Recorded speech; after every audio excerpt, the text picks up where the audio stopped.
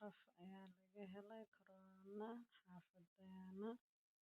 Ilaahay waxaan ugu baryaynaa inuu Ilaahay na amaansado, Ilaahay naga badbaadiyo. Soomaali haddaan nahno waa madax adag nahay. Corona dhanmaba aaminsanin, isma ilaalino, waa iska dhex soconaa. Ilaahay naga badbaadiyo, gabadhaan Ilaahay ayadana ka qaado xanuunkaas.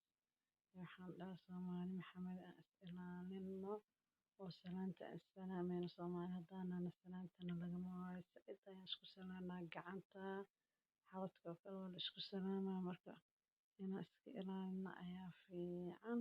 Xaafadeena waa tanaa, geeskeena waaye, iska laga soo horjeedo ayaa laga helay. Waana soo tusiyay. Ilaahay waxaan ugu baryaa inuu Ilaahay caafimaad taam ah siiyo. Inta Muslim inuu Ilaahay ka qabto, Ilaahay naga badbaadiyo. Cudurkaan cudur waxa waa ummadda Ilaahay dhameeyay. Marka waxaan leenahay is ilaalino asxaabe.